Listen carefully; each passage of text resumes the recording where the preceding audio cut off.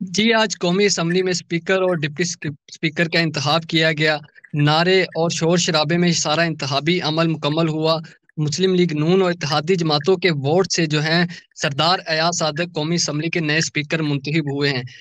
Assembly کا احوال جاننے کے لیے ہمارے ساتھ موجود ہیں سینئر صحافی منیزہ جہانگیر. ان سے جانتے ہیں کہ آج کے اسمبلی کا سیشن کیسا رہا تھا. منیزہ آپ کیونکہ اسمبلی میں موجود تھی، بتائیے کیسا سیشن تھا، کیا ماحول تھا، آپ نے کیا دیکھا وہاں پہ؟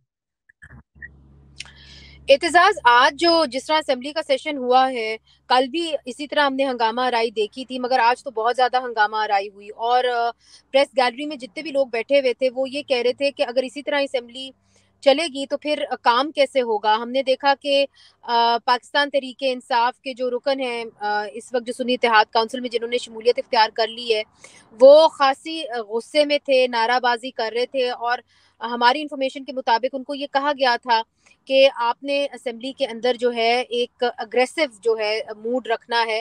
تو جب بھی وہ میاں نواز شریف یا میاں شہباز شریف صاحب کو دیکھتے تھے تو وہ چور چور کے نعرے بھی لگاتے تھے.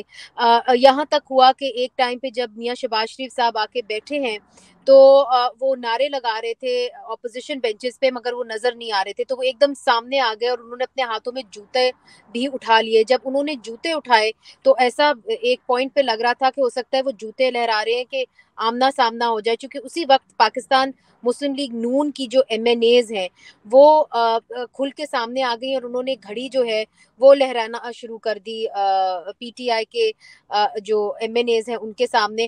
تو بہت اونچی آواز کے اندر وہ ایک دوسرے کے خلاف جو ہے نعرہ بازی کرتے رہے، ایک دوسرے کے اوپر آوازیں کستے رہے، جس کے بیچ میں پھر ہم نے دیکھا کہ شہباز شریف صاحب وہ اٹھ کے چلے گئے.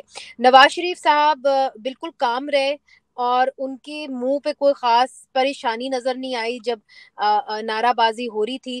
اور وہ حنیف عباسی صاحب ان کے ساتھ ساتھ رہے. کھیل داس جو ایک اور ایم این اے ہیں اور خاصے جانے مانے ہیں، وہ بھی ساتھ ایک طریقے سے ان کو گارڈ کرتے ہوئے آلموسٹ لائک باڈی گارڈز ان کے ساتھ پھر رہے تھے. تو یہ ماحول تھا کہ جو لیڈرز ہیں مختلف جماعتوں کے، وہ خاص طور پہ پاکستان مسلم لیگ نون کے، وہ اپنے جو ذرا بھاری بھرکم ایم این ایز ہیں ان کے ساتھ ان کو ایسا لگ رہا تھا کہ وہ بحفاظت انہی کے ساتھ اس طرح پھر سکتے ہیں ایوان کے اندر. تو it was a not a good atmosphere at all. And یہی سوال ہر صحافی کر رہا تھا کہ آگے جا کے بلز اگر آئیں گے اس ایوان کے اندر تو وہ کیسے پیش ہوں گے، ان کے پر بحث کیسے ہوگی اور کیسے یہاں پہ کام جو ہے وہ آگے بڑھے گا. جی اعتزاز. اچھا منیزہ یہ بتائیے گا، کیونکہ ہم نے دیکھا ہے کے پی کے اسمبلی میں ایک ناخوشگوار واقعہ پیش آیا جب نون لیگ کی ایک ایم پی اے نے احتجاج کے طور پر وہاں پر ہاتھ میں گھڑی پکڑ کے نعرے بازی کی. تو پی ٹی آئی کے جو کارکنان وہاں پر گیلری میں موجود تھے ان کی طرف سے جوتے اور مختلف چیزیں پھینکی گئی، پین، بال پوائنٹس اور باقی چیزیں پھینکی. تو آج کے اجلاس میں نیشنل اسمبلی کی کوئی اس طرح کا واقعہ پیش آیا، کوئی جوتا پھینکا گیا یا کوئی چیز اس طرح کی پھینکی گئی ہو؟ نہیں اعتزاز، میں آپ کو کریکٹ کرنا چاہوں گی. وہ جو نون لیگ کی ایم پی اے کی آپ بات کر رہے ہیں جس نے گھڑی لہرائی، پہلے اس نے گھڑی نہیں لہرائی. جب وہ ایوان کے اندر آئی خیبر پختونخوا کے اندر تو اس کے اوپر لوٹا پھینکا گیا اور اس کے اوپر سیکشول سلرز کسے گئے اور اس کو آلموسٹ گالیاں دی گئیں. تو جب وہ ڈر کے بیٹھ گئی اپنی سیٹ کے اوپر تو پھر اس نے یہ سوچا کہ میں جو ہوں اب کچھ نہ کچھ کروں.